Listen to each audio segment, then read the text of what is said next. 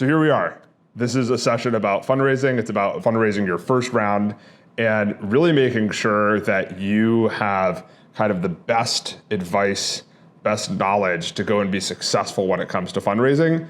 And ideally, you know, after this session, sort of when to fundraise, how to think about fundraising, and some of the common pitfalls that people don't talk about. So first off is like, why do we give it this title, right? So the title is What No One Tells You About Raising Your First Round. The reason we give this title is because, frankly, a lot of people don't really want to talk about the hard things of fundraising, or they kind of have this amnesia. So they might successfully fundraise, but they might not necessarily remember sort of all of the real challenging things. They kind of only remember the things that went wrong.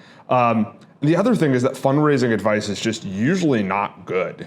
And there's really two reasons for this. The first reason is that like most of the fundraising advice that's written is by VCs, and VCs kind of give advice that's self-serving. They might not do it intentionally, but that's sort of the unintended, consequence of VCs writing fundraising advice. They might have been operators or founders previously, but they don't necessarily remember what it's exactly like to be a VC or to be a founder. And they also aren't founders now. So they might have been founders 5 years ago or 10 years ago, but the dynamic is constantly changing around fundraising and how to think about it. The other thing is that a lot of the advice that's typically put out there into the world is like what I would describe as like FOMO advice. Try and get people to think that you have a deadline, or, that like the round is going to close soon, or that this great investor is going to invest. And these tricks are ones that people talk about, and sometimes people pull them off, by the way. I'm not saying that they don't happen, but usually, the number of startups that successfully fundraise using FOMO is somewhere close to like 5%. Most startups fundraise using a tactics that I'm going to be talking about. So we'll go into that. A little bit about me. I'm co-founder and now CEO of ODF. I've been helping people start startups at ODF for the last 5.5 years at this point. We've helped over 1,000 companies get started. We've kind of shown that one of the cool things is that you can actually start a successful company even if you haven't had a prior relationship with the person that you're starting the company with. This is kind of unconventional thinking at the time that we started ODF, but now we've seen just so many companies get started and become successful where the co-founders met through ODF. I've also invested in hundreds of companies myself and helped just tons of companies and founders think through fundraising, and also like help them recover from sort of fumbles and things like that. And also, I've also fundraised myself. I've made a lot of mistakes. So this is coming from a lot of different directions here. And as I was saying, ODF, this is the place to go when you're exploring starting a startup, and you want to start a startup, or at least think you want to start a startup in SF. You can check it out. That's our website at the bottom. Maybe Andrea can throw my referral link into the session chat. But essentially, if you use the referral link, it just flags your application to me specifically. Anyways, back to the regular scheduled events here. This is something that you shouldn't feel weird about not being good at, fundraising. And the reason is you're just not going to do it that many times. You probably haven't done it more than once already. Maybe you raised once for a prior company or something like that. But if you're ridiculously successful as a founder, you're probably only going to raise a seed round once. Maybe you'll do a couple of companies over the years, but like it's just not a thing that you should be good at, because you shouldn't have that many reps at it. And I think that what we're going to talk about right now is just how this idea of like momentum is actually the main sort of driving force of all of this. I think that the question that people might ask themselves right now is like, well, why are we talking about momentum? What is momentum? Like, why aren't you talking to me about how many lead investors I should talk to, or what my valuation should be? And we'll talk about that in a few minutes. But the most important thing is to talk about momentum. And why is momentum everything? It's because momentum actually just makes things a whole lot easier, right? And what do I mean by that? Maybe it's easier to talk about sort of the counter of that, which is that when you don't have momentum, things are really tough. And The thing that is most important to note here is that customer momentum is the most important type of momentum. And the reason is that customer momentum actually transfers to other types of momentum. So think about this. If you have more customers, in a shorter period of time, and you continue to grow your customers, you're going to have more people who are interested in investing in your company. You're going to have more people who are interested in joining your company. Who wants to go and join a company where they aren't getting more customers every week or every month, right? They want to join a company that's going places, right? So customer momentum transfers to these other types of momentum, fundraising momentum, and also sort of talent desirability momentum. And the other momentum, if you were to flip it, not really quite the same, right? So, more investors doesn't necessarily lead to more customers. It can help a little bit if you're selling to other startups, and maybe the investors have some relationships. But at the end of the day, it really comes down to you to get customers, right? The investors aren't going to do it for you. And if maybe you can get some more people to apply for your company if a really great VC invests in you, or if you join a great accelerator like YC. I'm not saying that it won't help drive more talent, but the real thing that drives the most talent to you is a company that's working, right? And again, you can do the same exercise for talent. More talent doesn't necessarily drive customers or investors. Now, I think a really important question before we get into sort of the nitty-gritty of fundraising is, should you even be fundraising, right? Why are you fundraising? What are the goals? What are you actually going to accomplish with the money? Is now the right time to take a considerable amount of your time? And it's not all of your time, and we're going to talk about that later, but a considerable amount of your time as the CEO to actually spend time fundraising right now. So let's first talk about, before should you be fundraising, let's talk about, are you even fundable? Meaning maybe you should be fundraising, or maybe you want to be fundraising and it makes sense for your business to want to be fundraising, but are you actually capable of being funded right now? And I think it really comes down to, a couple of things here. The first is, do you actually have sort of the story or the momentum or the progress that is necessary in order for investors to want to back you? And some of that is due to valuation, but honestly, a lot of it is due, once you sort of strip away the issues around maybe asking for the wrong valuation, at the end of the day, once you narrow in on maybe the right valuation, it just becomes a question of does this team and this business seem legible for this stage of funding? And we'll talk a little bit more about what that means, but ultimately you need to be able to be confident when you go out to fundraise that you actually are a company that should be funded at the stage that you're trying to fundraise for. And we're going to talk a little bit more about what that is. So, is the funding market bad right now? Everybody asks this question. I would be shocked if we didn't have a person who typed it into the chat asking, is the funding market bad? The reality is the funding market really doesn't matter. It matters maybe to degrees in terms of the valuation or the dilution that you take or something like that. But ultimately, the thing that matters is that you have a good company that is worth investing in, that is fundable. So don't think about the market, especially don't think about what does the Series A or the Series B market look like. Oftentimes when you see these investor Q&As, if you're watching something on YouTube or something like that, somebody will ask, or in an audience, somebody will ask, hey, I've heard that it's really hard for people to raise Series B rounds right now. And it's well, if you haven't raised your seed round, you don't want to spend time thinking about what it's like to be a Series B founder. That's maybe a year and a half if you're doing super well away from your seed. That's super well. Most people, it's going to be 2+ years from the seed to Series B. So again, don't worry about the funding market, worry about your company. And this is a really important point, which is around that funding and fundability side of things. What are you actually selling here? There's really two things that you can sell at any given moment. It's you can sell kind of the traction and sort of the growth of your company, the momentum, or you can sell the promise. And obviously, it's never one or the other. It's usually some blend, right? But usually, the more momentum that you can have relative to the amount of kind of like upfront capital needed, the better, right? So if your product is a pure software product, it's not that expensive to get an MVP out or to get people using, it's not going to look particularly good if you don't have a product in the market necessarily. Now, if your product is a longevity product, is a deep tech product, well then it might be really hard to have customers or impossible, right? So you should think about like which of these are you kind of falling into, right?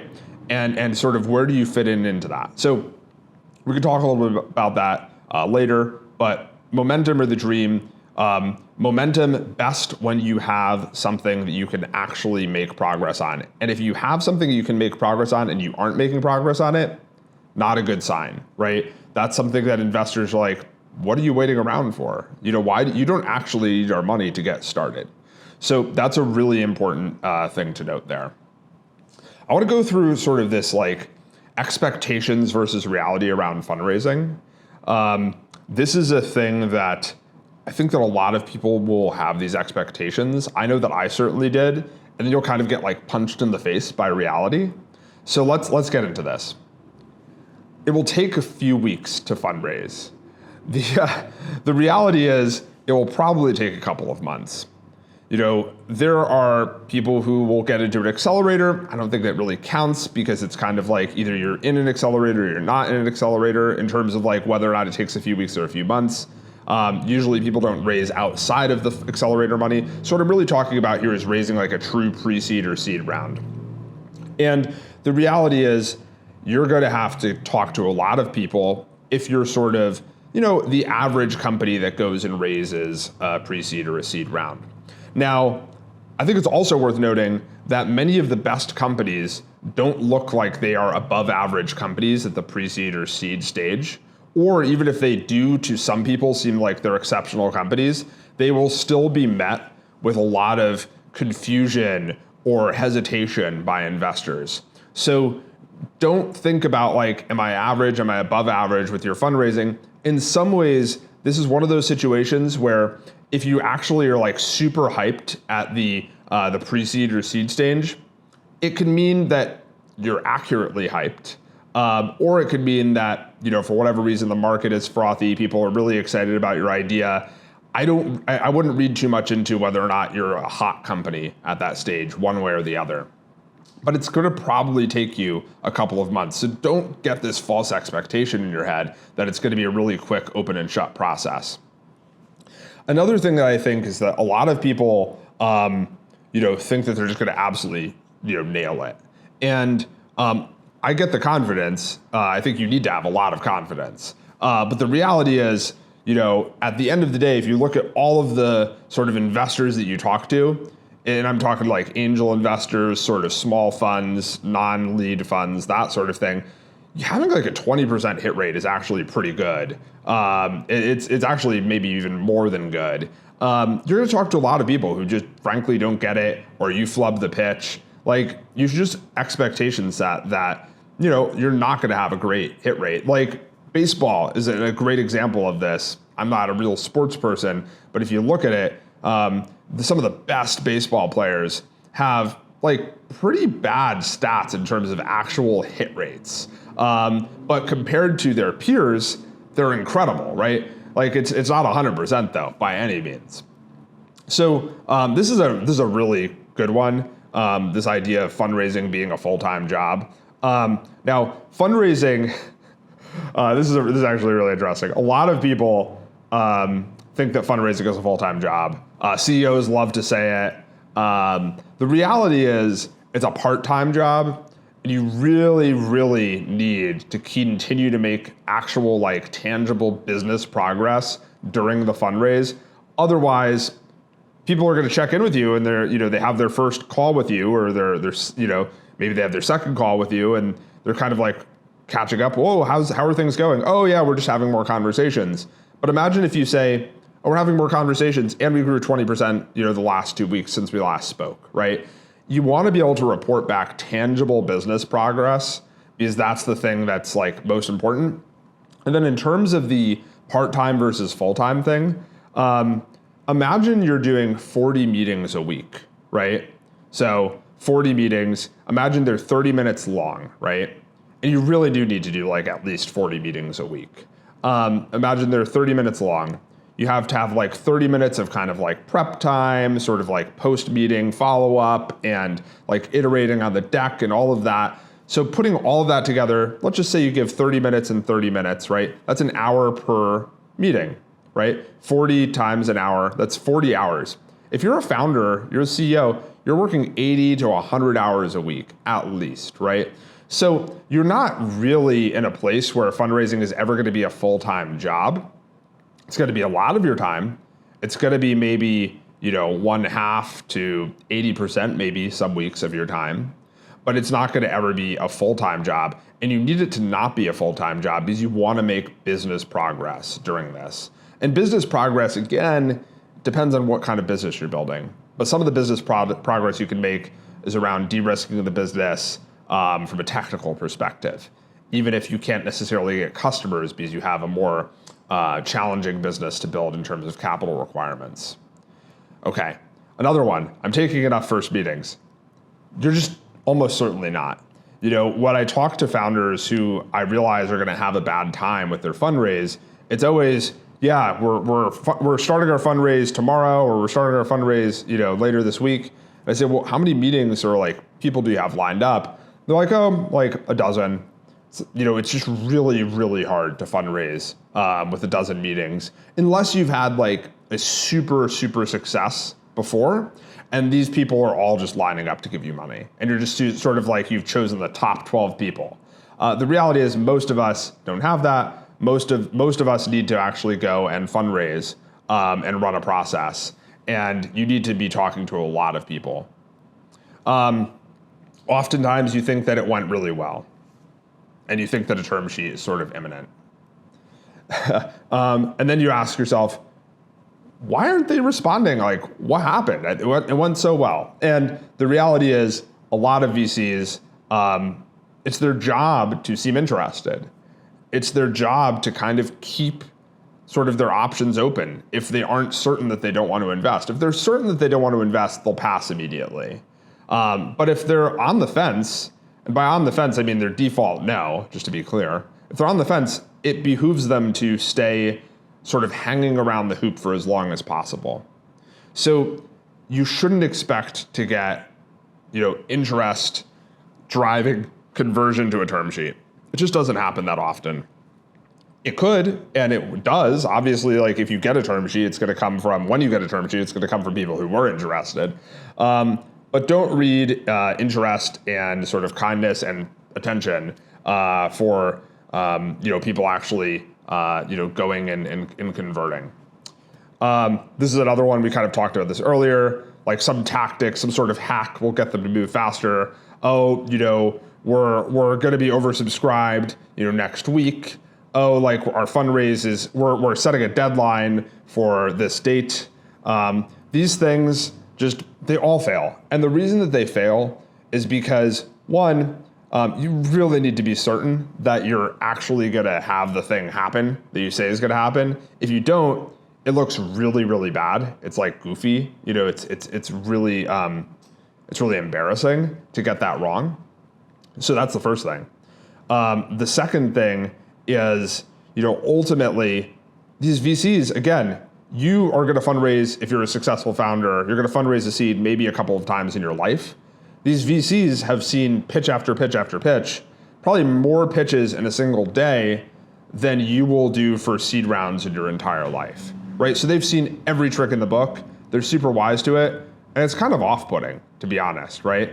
Like it makes sense why it would be off-putting, right? If you just see like, hey, this is a person who's going to be a long-term partner of mine and I'm trying to game them, right? So don't try and use tricks. Okay, I am not a rapid fire person. I'm going to try and be a rapid fire person now. And if you have any questions, throw them in the Q&A box. We'll get into it.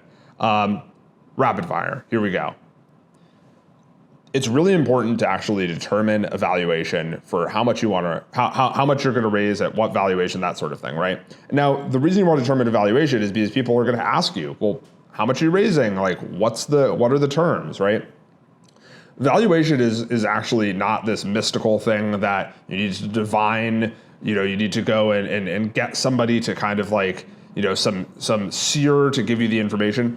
It's actually just a formula, right? Which is the amount of money you think you need, right, to get to sort of the next phase, the percent of dilution that you're actually open to taking for that, right? And the question of whether or not those two things actually match reality of what people are willing to do and excited to do. Now, that reality thing is important. And I have a calculator there. If you go to the calculator, you can actually put these numbers in and play around with them and see what it looks like. And it will give you ranges about how much you want to raise. And I give you also a lot of tactics around how to frame the raise and how to frame the valuation. So it's worth checking out that calculator. It's not just a calculator. There's videos and other written advice there as well. But the thing is, like, if you are within kind of the range of reality, then you should have a decent time fundraising. Is it going to be easy? Usually isn't easy for most people, but you will do a good job of fundraising. And if you're way outside of the extreme, so if you say, I have no customers, I have never started a company before, and I'm trying to raise $5 million for 5% dilution, nobody's going to care. Like, nobody's going to want to do it. If you said, I have no customers, I have no sort of track record as a founder, but I'm a great operator, I have some experience in startups, and there's some reason that this company is compelling, and I want to raise $500K for 10% or 20% of my company, then you have something that's probably much closer to kind of like what the reality is of the market. So therefore, you could actually potentially successfully fundraise. Not exactly rapid fire, but we'll go and we'll do this much more rapid fire now. Starting with angels, they're going to help you get more people. I talked about this before in the past. It's this idea of these support nodes. Support nodes are the people that introduce you to other people who could eventually potentially lead you around, or maybe there's other angels who can fill in your round. It's just so important. And that really goes to that idea of top of funnel being really valuable, right? You want to make sure that you have a significant number of people that you're talking to, and you don't sort of start your fundraise with only 5 or 10 people. Because if you start your fundraise with 5 or 10 people, you're going to go through them so quickly, and then you're going to be back to square one, and you're not going to be able to build that momentum around your fundraise. Another thing that's kind of useful is if you have a former boss who's in tech, as a tech CEO or a VP at a tech company, get them to invest. It doesn't really matter how much they invest. They can invest $1,000.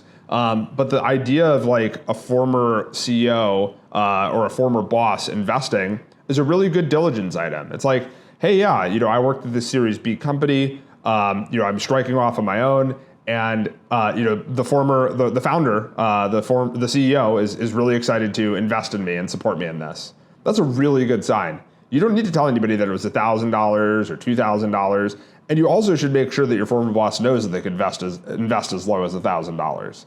But it's not necessary, but it definitely does help. Now, remember I was talking about this idea of angels helping you build the funnel and sort of this idea of support nodes. Here's an example of a company, I believe they're a YC company called Freshpaint. And what they've done is they have, and you probably can't see it necessarily super well on the screen, but what they have is this is a chart of all of their fundraise, right? And you can look at the top, and the top row is sort of the direct nodes that they had, the people who actually converted. You have one person who did 20K, and that ended up leading to an introduction for another person who did 20K or 25K, and the person who did 25K introduced them to somebody who did 10K. Then you look and you see here you got somebody who did 200K. This is a direct connection of theirs, did 200K, and they that's the biggest sort of like check size across their personal kind of connections. But then you look at this, and the 5K check that they had, which I believe, yes, it's the smallest check that they took from somebody that they had a direct connection to, 5K check, led to a 100K check, led to a 25K check, and then one of the 25K checks that was introduced to them by the 5K check actually introduced them to like more than half the round. So if you look here, it just sort of branches out. And this is just such an important thing to note, is that it's not about how much each investor does, it's what they could potentially unlock for you. And this 5K investor for Freshpaint ended up unlocking like more than half the round in terms of capital raised. So really important to keep that in mind.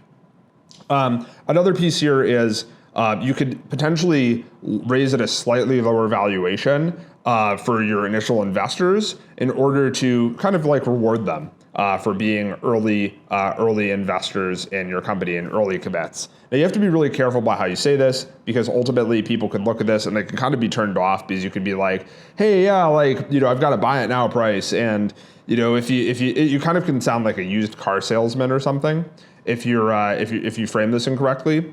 But if you say something along the lines of, hey, we think that we're probably going to end up closing this round at maybe around, I don't know, I'm just making up numbers here, but we think we're going to probably end up closing this round at maybe around like 10 post, given the amount of money that we're going to be raising and the leads that we're talking to. But for angels who commit, now, we're thinking about just doing a slightly lower cap, just as like gratitude for being an early commit and sort of helping us with this fundraise. We're doing it like 7 or something like that, 7 post money valuation. So the idea here is like, you don't want to be salesy or gamey or a trickster, but you instead want to just be really like honest about it and sort of like, hey, just want to do people a solid who are early commits, right? RUVs, there are a bunch of providers that do this. AngelList is probably the most famous one, but the idea of an RUV stands for roll-up vehicle. It allows you to just collect a lot of small checks, like $1,000 to $50,000, and just put them all into like a single line item on your cap table. This is just like a much easier thing for the future, so you don't have to like go and get like all this paperwork signed for each subsequent round by all of your individual investors. But at the same time, it's also just really useful to like be able to just throw somebody a link and have them be able to commit to your round instantaneously, versus like generate a safe for them to sign and like sending them wire instructions and like checking the status of their wire, especially for smaller checks. Now, maybe Andre actually has a link here for this, but we can share it in the show notes as well. Sending weekly updates. This is something that's so important. Remember I was saying that you really want to make business progress during your fundraise, because it's a multi-month process. Usually it's not like 2 weeks and you're done. So if you're making business progress, you want to make sure that actually people are aware of it. And the way that they can be aware of it is by sending weekly updates. Sending weekly updates allows you to be more reflective, right? It allows you to make sure that you are personally making progress. It makes it ultra clear like what you're focused on. And it's a forcing function to like actually get the main thing right. And if you actually continue to have that growth, 10%, more than 10% week over week growth on your product, on your customer base, then that is going to be something that really helps people get over the line to invest in your company. I've seen it happen time and time again. And in fact, one of the fastest growing companies that I work with right now, they could raise a Series B if they wanted to today, but they're insanely profitable. They actually have been doing weekly updates since before they had investors, and they continue to do weekly updates now, a year and a half in. And I think that if you can keep doing weekly updates for as long as possible, it's really valuable. Now, you don't need to do it. It's not a requirement. You shouldn't feel like it's homework for other people. But if it feels like it's good for you, you should do it. Because the amount of people that I see do weekly updates and not make progress is really impressive. What's the average amount of funds you've seen founders need to speak to before being able to raise their first round? It's such a wide range. Ultimately, you're going to spend time often talking to people who just aren't a fit for your company. Either they're going to think that your total addressable market is too small, and therefore the amount of sort of like the peak of what your valuation could be doesn't make sense for their fund. They're going to realize that it's actually sort of not a fit for their fund's thesis. There's just all of these reasons that you're going to end up talking to people, and it's just going to become almost immediately clear that it's not a fit. Ultimately, I would say it's like dozens of funds usually that people end up having to talk to, putting aside sort of the accelerators. It's usually dozens of funds. Perfect. Okay, we have some questions around raising a pre-seed. So I'm gonna bunch them together. It says, what are some key metrics necessary to raise a pre-seed? How do you define a pre-seed versus a seed round? And then the next question is, what runway should I raise in a for what runway should I raise in a pre-seed stage, specifically for a team of 5 with initial customers? Okay.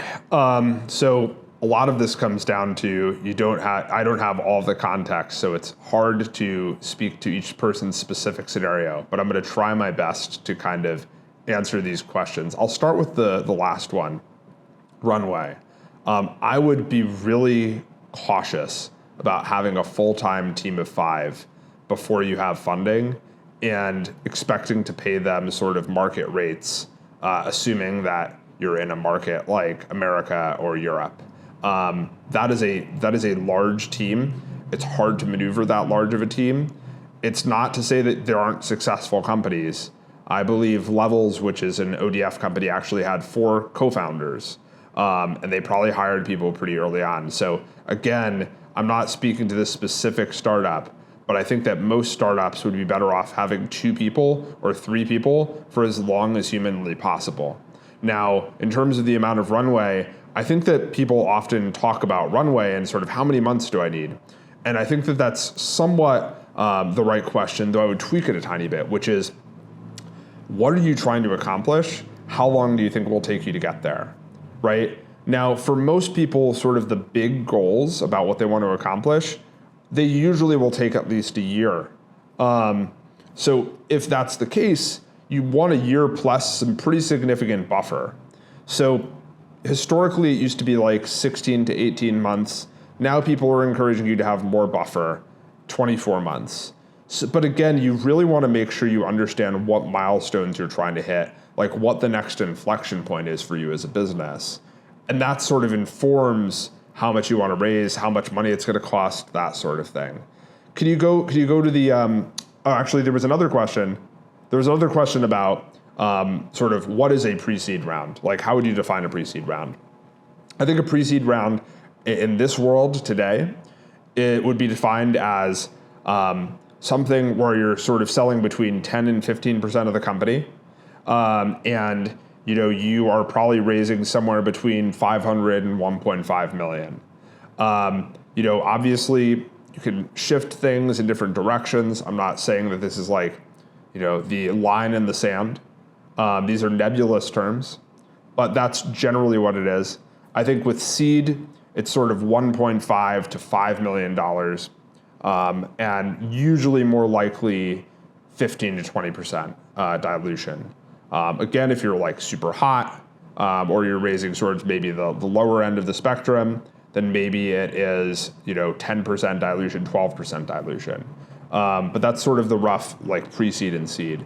And there was one additional question baked in there. Yes, around key metrics. So what are some of the key metrics necessary to raise a pre-seed? It's extremely difficult to give a specific answer. I'll try and talk about the different types of metrics or different types of traction that would be useful. When it comes to sort of a biotech company or a hard tech company, this is something where you just really need to have a coherent story that is compelling and that seems like you have the team that could potentially accomplish it. So a lot of this has to do with proof of work, past track record, sort of clarity of thought. Is the vision big and exciting, audacious? If it works, is it a big deal? On the other end of it, it's like if you're building a SaaS company, it really comes down to like, if people aren't using it, why aren't they using it yet? And sort of like, what do you think like this could actually top out at? Like, how big could this actually get? So I think that a lot of it comes down to kind of like expected progress relative to the type of business that it is, and then also how big could this ultimately get?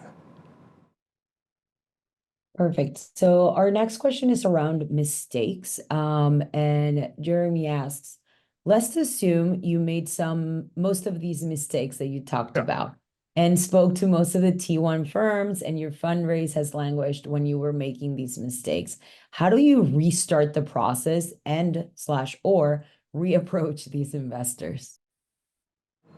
Well, a lot of people make a lot of mistakes. I think that the toughest stuff to recover from is stuff that feels a bit kind of crappy, like sort of treating people like they're people who are sort of deserve to be tricked versus people who deserve to be like good partners.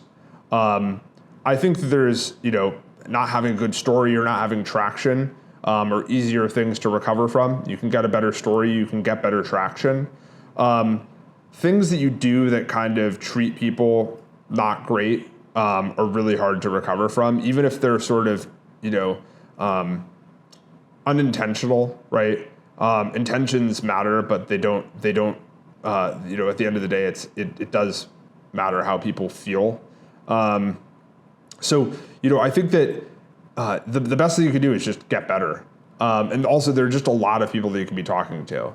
The other thing is that a lot of tier one funds, they just don't invest truly as seed investors. Like many of the best like funds, the really famous funds that people think of, are actually more like Series A, Series B investors. And they have some of them have accelerators now. Some of them are like pure seed investors, like Floodgate, for instance, is one of my favorite funds. They're really a pure seed investor. But, at the end of the day, there are a lot of investors out there. I wouldn't worry too much about sort of past mistakes. I would just worry about getting better as a founder and building a great business. And if you do that, I think that that's going to sort of solve a lot of your other things. Perfect. So now we're going to move on to a section all about angels, because there's quite a few questions around that. One of the questions, they want to know, what are some recommended tactics to have first angel nodes meeting / how do I find them? Sure. So let's start with how to find angel investors. I think that this actually kind of gets to something I think is really important, which is if you're not in San Francisco, you should be in San Francisco if you can be, if you want to start a company. Now, I kind of have this belief that the best place in the world to build a company, the best geo, is San Francisco. And I think that the second best place is the internet. And I think that the third best place is probably New York City. And I think the cool thing is that the second best place in the world to be, geography-wise is actually a virtual place. And that means that it's like a pretty even playing field if you're on the internet. And it really just depends on where you go and what you put out there into the world. Like Twitter is this incredible engine, or X is this incredible engine for opportunity, for being able to show proof of work. It definitely has its flaws, but at the end of the day, it's just such a powerful medium for finding opportunities. I went to music school. I was a music school dropout. I didn't know really how to code at the time. And, I found some of my first investors and beta customers on Twitter back in the day. And in fact, some of them found me. And again, like I am not, I wasn't a deeply connected person in tech. I was a music school dropout in Boston. Boston had a terrible tech scene. I think that unfortunately they still don't have a particularly great one for a lot of things, but it's certainly better than it was back then. And I guess what I'm saying is you want to be online. So that's the first thing. And you want to be like showing things that are like interesting. You don't want to be just one of these people who's like listening to the All In podcast. You want to be a person who's like actually engaging and making friends online. So that's the first thing. The second thing is, and like that's how you actually meet people who could introduce you to angel investors. You meet people who are angel investors, right? A lot of people in tech angel invest. Some of them invest $1,000. Some of them who have more money invest tens of thousands, hundreds of thousands of dollars per company. But at the end of the day, just like I was showing you before, it doesn't really matter how much somebody invests. It really matters what they do after they invest, Are they excited to introduce you to other people who might want to invest? Are they excited to introduce you to people who, they think would be able to give you really good and valuable feedback, right? So that's the first thing. The second thing is like in San Francisco itself, when you're in SF, it's surprisingly easy if you're working on something and you're actually making progress on it to hit up somebody cold, usually via Twitter, and say, hey, I'm a really big fan of what you do. And be specific and don't be insincere. Like, don't be one of those people who lies and says, I'm a big fan of what you do, but like be a person who actually cares and actually is interested and say, I'd love to meet at some point. I just moved to SF or I live in SF too. And you'd be shocked how many people say yes to that. And you want to do this well before you fundraise, right? Because if you're doing it and then you kind of like meet up with them and you say, oh, I happen to be fundraising, then it kind of feels insincere, right? So you want to spend time in advance just getting to know really awesome people. And you want to figure out how you can support them too, right? But yeah, I mean, like being here is really valuable. You're always like one or two connections away from pretty much anybody else. And if you can't be here, you can simulate a lot of this by being online in the right places. And I should also plug Merge, which is our club for people who've gotten microgrants to work on their projects. It's just merge.club. And we also give out non-dilutive microgrants, $100 to $1,000 plus a bunch of perks. So if you're looking for just a small amount of funding to work on something ambitious, there are a lot of resources out there for that and a lot of online communities, and we're building a great one. Awesome. Another question around angels. Is it risky to give early angels a lower cap? And what if the lead investors want MFN? And along those lines, what are the pros and cons of MFN side letters? Got it. So I'm going to split this apart. The pros of giving angels a lower valuation or a lower cap early on are that it makes them feel good, and it might make them feel a little bit more likely to commit. It's not the thing that's going to actually get them to commit. It's the thing that's going to get them to commit maybe a little bit faster. But it shouldn't be thought of as a FOMO tactic or something like that. The cons of it are that you could potentially run into a situation. I don't think this is something that isn't navigable, but you could run into a situation where people are like, I want that valuation too. And I'll actually tell you a real scenario of this happening. There is a founder that I know who I've worked with, and they raised a small amount of money from an investor, an angel investor. It'll just say it was me. And I got a specific valuation for it. Then they went and they raised a much larger round of funding from a tier one seed fund. And there was one angel investor who was really, really annoyed that they didn't get the valuation that I got. I think that they saw this sort of like through some of the docs that were being shared around back in the day when this happened. This wasn't too recently, by the way. And they really wanted the same valuation that I had gotten. And the thing that the founder said to them is like, look, like there was value in getting a first check of, $50K or whatever. But like once I got my first $50K, I didn't really actually need more money before I raised a full round of funding. I just needed like to know that I had a small amount of money to get some progress done. This is kind of like, in some ways, this is kind of like why people do YC and they're willing to take the YC valuation, right? Because they know that relatively small, it's 500K now, but that relatively small amount of funding will help them get to a pretty meaningful place. And they really don't need more than that until they go and raise a much larger round of funding. So if somebody somehow, and again, you don't have to tell people the valuations that you were giving other people in the past. It's none of their business. If somebody somehow finds out, or they really push you on it, and you do tell them, and they say, well, I want that too, you have two options. You can say, is it worth giving a valuation, which shouldn't be like this crazy low valuation, to somebody who I'm really potentially excited about working with, even though it might dilute me a little bit more?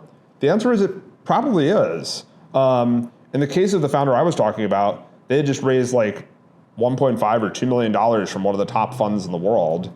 They didn't need to go and raise another 50 or 100K at a low valuation after that. And that, by the way, that top tier firm didn't care, that somebody else had invested at a lower valuation before them either. So, sometimes people will have sharp elbows and that will kind of reveal who they are and whether or not you want to work with them. Other times when people ask for the lower valuation and they're just doing it earnestly and they're not like pushy and annoying about it, like it might actually be worth giving it to them. Because usually if you actually look at it and you do the math, the numbers actually aren't that big of a difference in terms of the amount of dilution.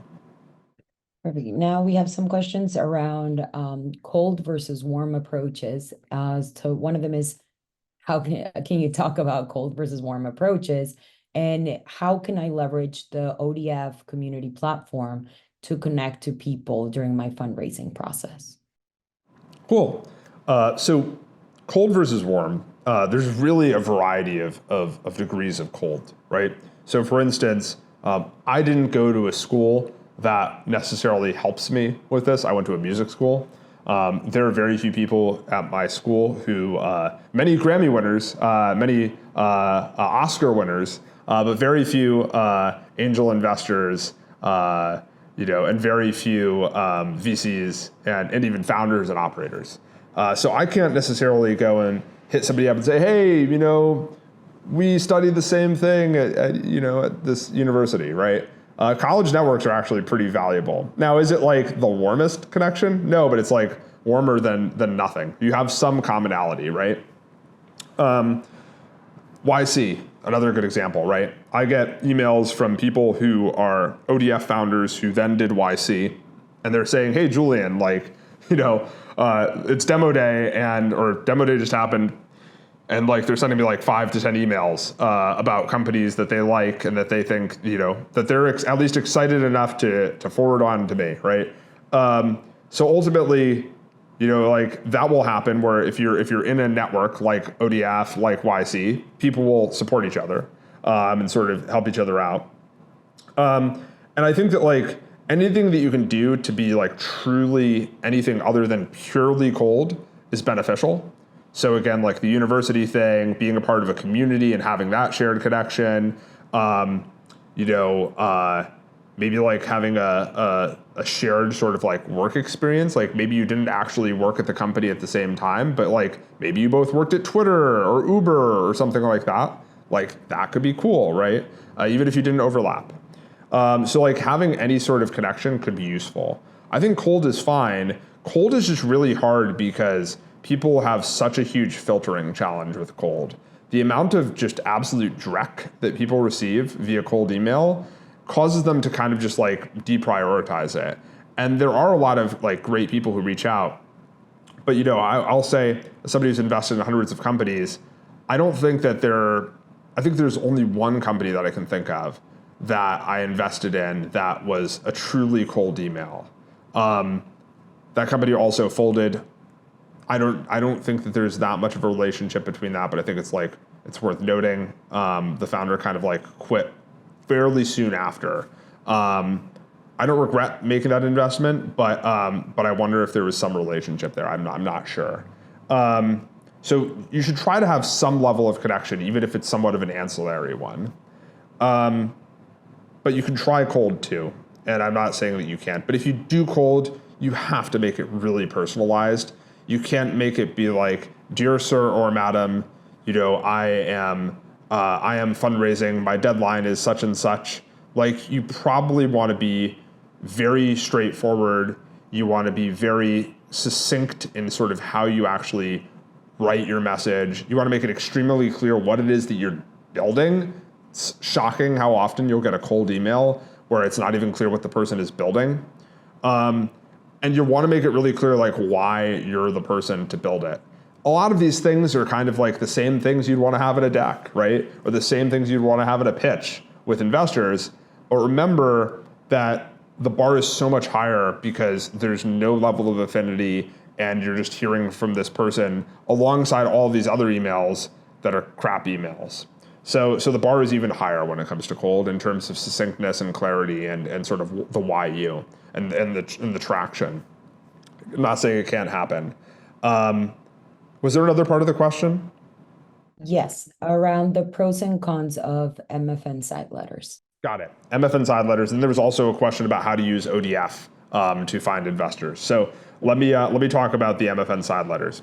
MFN side letters essentially mean that any money that you raise after the lowest valuation will then be attributed to that MFN. So what does that mean? Let's say that I invest in your company $100K on an MFN.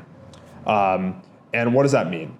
That means that if you were to raise $50K at $5 million post money valuation and $50K at $2 million post money valuation, after my investment would be the lower of the two valuations. So the 2 million post. So I actually wrote something about this. Let's maybe have a note to share this out afterwards. But I wrote an entire thing about MFNs, and it's much easier to just look at that document that I've written about MFNs than to talk more about it here. But yes, like you essentially get the best terms, the most favorable terms of the subsequent investments. And then the other question that someone had, they asked, how do I make the most of ODF to fundraise? And I think that the thing I would say is first, you want to make the most of ODF usually to figure out who you're going to build with, what you're going to build together, who your initial customers might be, how you might get those customers. And then you're going to start to turn your attention maybe as the fourth or fifth or sixth thing to, how am I going to fundraise? How am I going to think about fundraising? And when it comes to fundraising, the great news is there's so many people in the community who've fundraised in sort of every permutation imaginable. They've raised angel rounds, they've raised pre-seed rounds, they've raised seed rounds, they've done accelerators, they've done pretty much every accelerator under the sun. Tons of people who do ODF, every cohort do YC. And you'll be able to learn from all those people. But even better is a lot of these people actually do invest, some of them smaller amounts, some of them out of funds. But like they're all founders or operators first. And a lot of them also have great connections to other people. And if they like what you're doing, they're going to be happy to volunteer to give you introductions to investors. They're not going to be like waiting around for you to ask. They're actually going to be offering it. They're going to say, this is so cool. You're fundraising soon? Could I introduce you to my friend? Or I should totally introduce you to my friend, right? And I think that those are the best types of introductions. But the other thing is there's so many great people in the community that you can just look them up. You can search for people who have specific background, specific experience, and you can send them a personalized message through the community platform. And if you send them a personalized message, one that's clearly not a copy and paste, people will be really receptive to it if what you're doing resonates with them and they have the time to help you. So we have another question from Alex Fu. He asks, how do you see incubator applications versus doing a round ourselves? Would you prefer one approach over another? Would you apply different tactics or storylines for one versus the other? I think clarity of thought and sort of the why you are the most important things. Then depending on the type of business that you have, whether or not you can show sort of momentum and customer traction and growth really matters as well. I don't think it really matters that much between whether or not you're applying for an accelerator or whether or not you're fundraising. I think that, YC or whatever, they'll do like a 7-minute interview. VCs will usually do like a 30-minute conversation, so you have a little bit more time. But I don't think that you should just use the more time to be more obscure with what you're trying to say. You should really, use that time to go deeper into things that people are asking you about, but you should still have that level of clarity. I think ultimately, it could make sense to do some accelerators. I think YC is obviously really good. I think that a lot of other accelerators are not so good. And I think that, I'm a little bit more dubious about sort of the VC funds that are kind of like using these accelerators as an option on future rounds in a company. It's usually not a great thing from a signaling perspective. If you do a VC's accelerator and they're known as like a Series A or a seed or a growth type investor, multi-stage investor, and then they don't want to actually invest or they're not leading your next round, it's tough.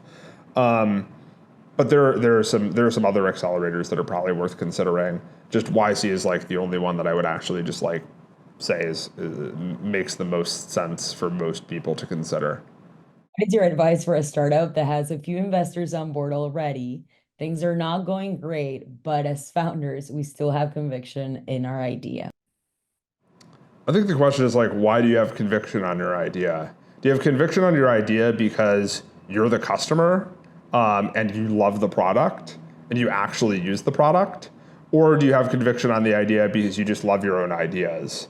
There's a big difference between people who are building companies and they just really like, they just like the fact that they think that they're really, really smart. And like, a lot of us are pretty smart, right? But at the end of the day, there's a big difference between whether or not you're building for dentists and the dentists like the idea, or you like the idea, right? Versus if you're building for yourself, and you like the idea, right? So I would just really focus on that as the first question.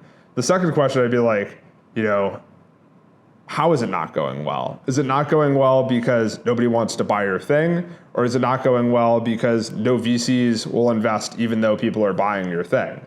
One of the things I like to say about investors, and no shade to all investors, but one thing I like to say about a lot of investors is that customers understand before investors do, and many investors never understand. And that's totally fine, right? Like most investors will never understand what it is that you're building. They'll be dismissive of it. They'll think that the market is too small. They'll think that the team isn't experienced enough. All these different things, right? Doesn't matter. At the end of the day, it really comes down to, do customers like it? And can you build an effective business on top of that? Do you need to be reliant on capital? If you're building a software company, you probably don't need to be reliant on capital, though it could constrain how fast you grow. So ultimately, are you confident in your idea, or do you like your idea irrationally, or do you like it because you're actually solving a problem for yourself or your customers like it? Again, some of the best companies in the early days have customers who love it and investors who don't understand it. Perfect. We have two more questions. Cool. What tool do you recommend to use for RUV? Yeah, I mean, I think the AngelList is the most common one. There's probably others out there that I'm just not aware of, but AngelList is kind of the most common.